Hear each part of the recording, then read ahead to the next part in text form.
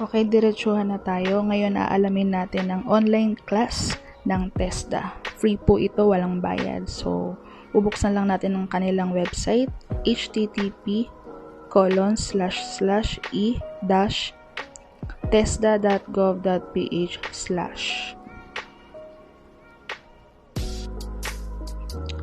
Okay, lalabas na yung website nila. Ngayon, sa right side ng monitor ninyo, merong login.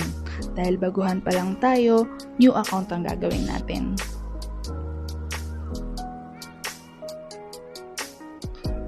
Ilalagay nyo lang yung details nyo. At mahalaga na may active email address para sa confirmation link.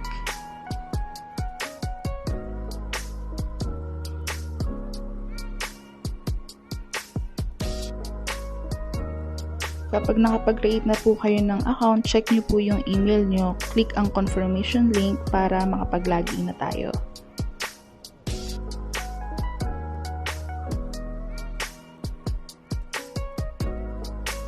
Ngayon sa right side ng monitor ninyo, merong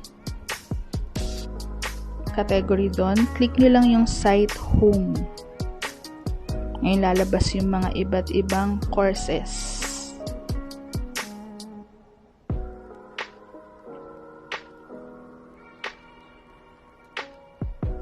So, dahil pandemic ngayon, sa part ko, pinili ko yung agriculture. Pagka-click mo ng agriculture, may mga subcategory. So, mamimili ka lang doon kung alin yung mas gusto mong alamin.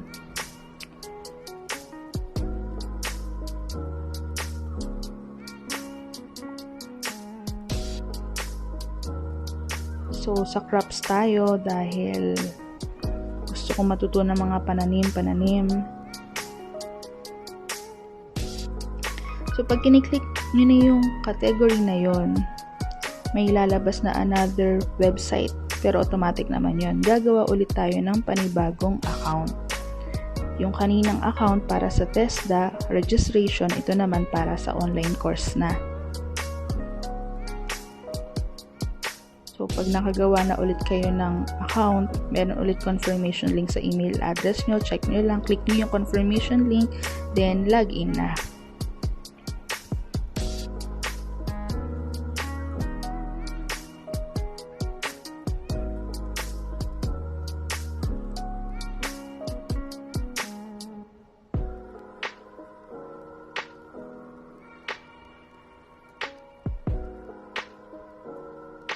Okay, nakapag-login na tayo.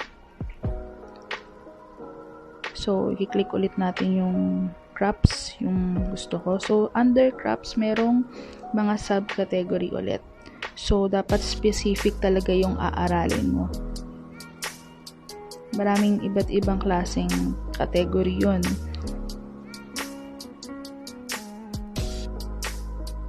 So, dahil beginner pa lang ako, ang pinili ko is basic urban gardening.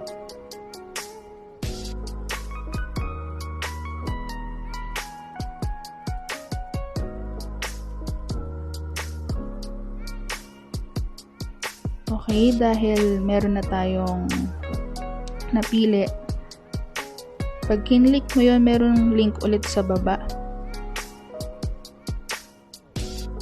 Basahin nyo lang maigi kung ano yung sinasabi dun sa course na napili nyo. Pero ano man course na mapili nyo, mayroon silang binibigyan ng certification.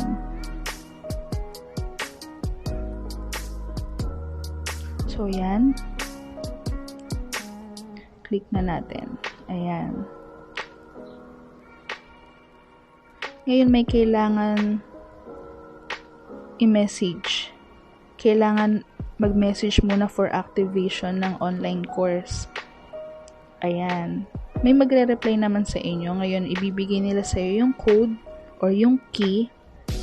Kung ano yung key na ibibigay nila, yun ang ilalagay mo dun sa enroll me sa baba.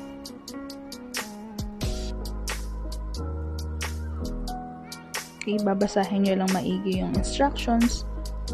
Then, okay na.